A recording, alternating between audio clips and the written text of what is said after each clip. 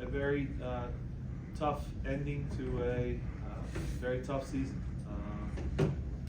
Not a lot went right this season. The guys are all disappointed in the locker room. I thought we actually started the game obviously well.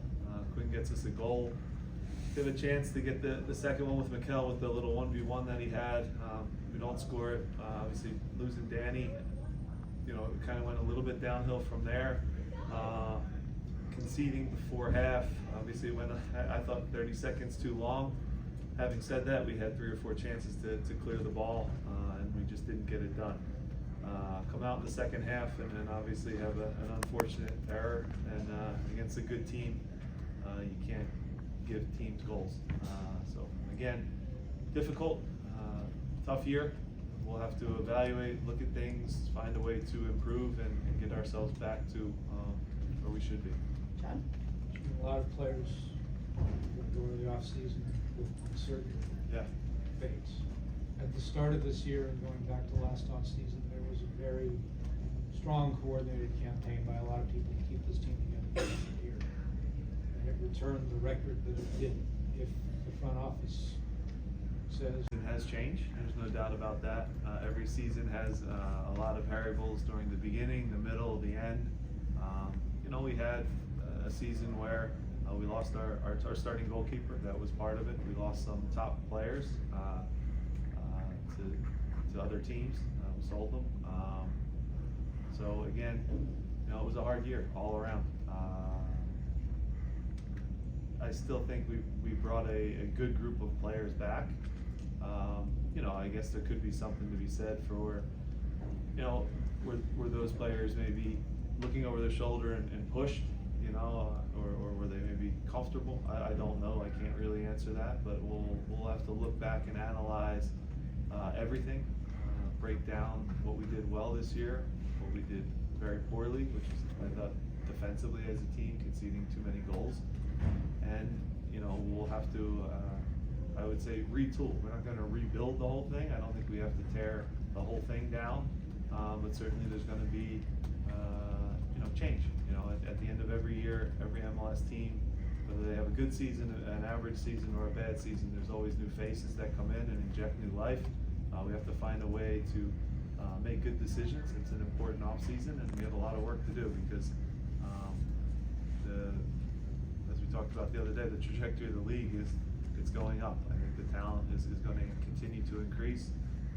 It's going to make things hard. And obviously, we know our margins are tight. We've operated and had success over the last several years and been really, really consistent. And this year, we weren't consistent. And I wouldn't say our luck ran out, but you know, we paid for a lot of the mistakes on the field, off the field, all the decisions, and that's why we're not in the playoffs. when you were thinking perhaps late in the game down a goal, knowing you needed to get in the playoffs because of when you would have gotten there. You didn't make a further sub past Bedoya until quite late on. Some people might interpret that as a judgment of who was available to you. Is that fair? Yeah, look, I would say first, once Danny goes out, our team looks a lot different, right? We don't have a true 10 that's underneath the 2 strikers, right? So, you know, that's the first part of it. I still think, you know, we were a little bit proactive in the 60th minute, went to a back 3, pulled off a center back, had 3 of our best offensive players that were left. Danny's obviously our best goal scorer, but our highest goal scorer, but we still have, you know, Ty, Mikel, and Quinn on the field, and almost went to a version of a 3-4-3 and tried to be as offensive as we could. That is us taking risk, to be honest, and the guys that were on the field are more likely to score and make a play than anyone else that was there. So that is, it's not just my opinion. I think that's a fact, and you know, we weren't able to create enough to give Cincy enough problems. But again, once you start the second half the way we did against a good team, you lose the energy in the building. Obviously, you lose the belief, the confidence, and from there, we made it really hard on ourselves. Did you think the effort was good enough after the Glenn goal? I think the guys always fight, since it's a good team too, you know, so, again, what we learned this year in a lot of the one-goal games, we came out really, really small. The things that we were really good at, grinding out results in 2-1 games, 3-2 games, 1-0 games, that was kind of our bread and butter over the last 5-6 years. The close games, we found ways to win. This year, I would say we found incredible ways to lose, in ways that, if I put both goals, we have 4 chances to clear a ball, basic defending, and we didn't get it done. You know, it's a mistake on the second one, but the general rule for any center back, outside back, whoever defender passing back to the goalkeeper, always pass it back outside the post, and we paid for it. So it happens. It's not just one person; it's all of us that needed to be better over the 34 games. You know, we put ourselves in a situation where tonight could have been about, you know, seeding rather than just getting in, and all of us, and me as the leader, have to look at ourselves, find a way to improve, and take the off season and reflect on things we have to do a lot better. To the extent that they have any control or say in it, do you think that this group has played over the last stretch today and over the last stretch like a group that wants to stay together, or that is fighting to stay together? And yeah, it's a great question. I think it's a fair one. It goes to Jonathan and what Jonathan asked too. You know, they weren't together the whole year. You know what I mean? That's the other thing. So Andre wasn't here, Jose's not here, Carranza's not here, Damien's not here. So there was change to top starters in MLS. So I still would argue with Andre, with that full group, I think the season looks different. You can analyze it and talk about it, but it's gone now. So I have to answer the hard questions, but I think your question is fair. Maybe guys do get down when they lose players, or the guys leave that are friends, or guys that are part of it are changed, and then that's the reality of every team. We have to be strong enough as a team, though, to adapt, to adjust, to make the new people feel comfortable, and go to another level. But yeah, that part of things, change is normal in the season, and we just didn't handle it well enough, and push and get enough points. Joe? Did you think along when Gossett comes off, maybe keep it more attacking, even up 1-0? I know Danny's probably, would say, your best option for the midfield role, but you maybe regret maybe not being more progressive with that sub, regardless of being up on the bench? Yeah, I still think Danley was the right one. So after we scored in the 3rd minute, if you remember, the minutes after that, they gave us some real problems. They came at us really good with the 2-10s, the way that they played it with Kubo up top and the 2-10s in there. So we went with Danley's kind of quickness and ability to break plays up, and we went more to a 4-4-2 kind of flat. And it was comfortable until we don't clear a ball at the end of the half, and then, you know, that changes the whole narrative, and goals change the reality of things. I thought we actually played a pretty organized half, even after Danny went out. You know, had a goal. I agree. You know, it is important to be proactive and go for a second goal. I understand that, but we can talk about who is that direct 10 replacement to do it right now in a game like this, with still 85 minutes left, you know. So we went with that sub.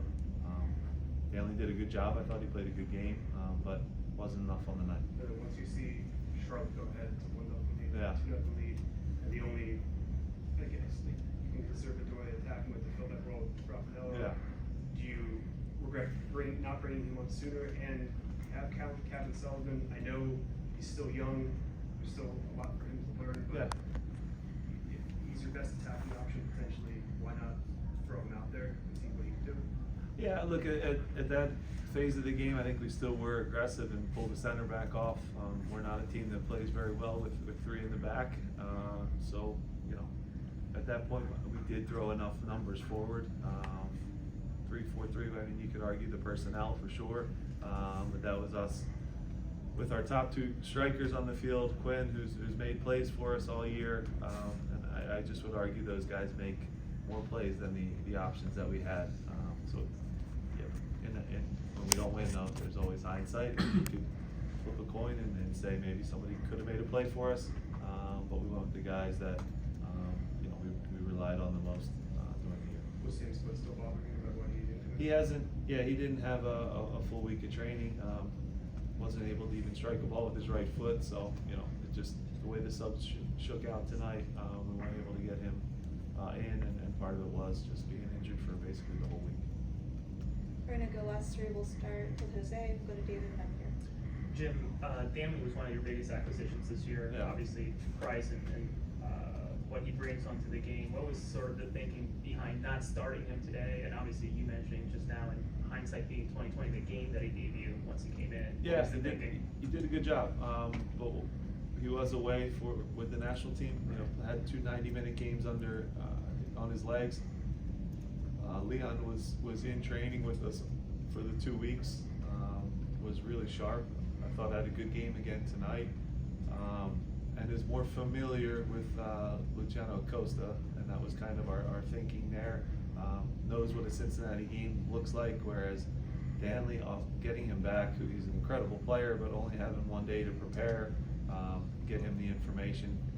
The other guys that went away on national team duty didn't have the amount of minutes that he had, and you know, just the understanding of the league too. You know, so again, it does take time to get used to the players and the uniqueness of the league. As an example, you know, we can show film of Columbus, but you know, until you play against Cucho and Rossi and Nagby and those guys in the middle of the field, it was eye-opening for him. You know, it was new. So he'll get more and more acclimated. He's an incredible player, and a guy that's going to be a great starter for us. But we chose Leon tonight, kept 2 offensive guys and Jack and Quinn on the side, and it was really good for 3 minutes, and then he got injured, and then now we're talking about all the different changes that have to come, and you know, maybe we could have done a better job and finding a way to get a result. But again, since he played good too. Thank you. Hey Jim, what is your message to the fan base that have concern about seeing if you're able to get the roster back where it needs to be, and also how you're going to be able to get back to defending the home field? Yeah, look, I think I've said it 100 times this year. Our home record this year is unacceptable. I think everybody knows that. That's clear. Our road record was actually okay. You know, went down to the last day. We didn't get it done at home. So that part of things is tough. In terms of the fans, I think the fans know as well as I know that this year was not acceptable. It's not where we want to be. We have to, like I said, retool. I don't think it needs to be a complete rebuild. We still have really good, young, talented players coming up. We have a good group of veterans that have won a lot of games here. We have to find the right pieces now to add to the group to inject some life, and we'll do that in the off season. It hurts now, you know, to not be in the playoffs. Makes me feel sick because I know we're a team that is as good as some of the teams that are in there, but the 34 games do tell the truth, and this year we made far too many mistakes and lost too many points that we should have comfortably took. So you get what you deserve in this game, and it tells the truth, and it humbles you when you think you maybe are at the top, and we got humbled this season for sure. Yes, Coach, you almost 10 years as Phillies coach. What can you tell us about your future? Will you be there next year? I hope. I have a contract through 2026, so I don't make those decisions. But I want to be here in Philly. This club means a ton to me, and yeah, those decisions are made by people above my pay grade. Thanks everyone, thanks for.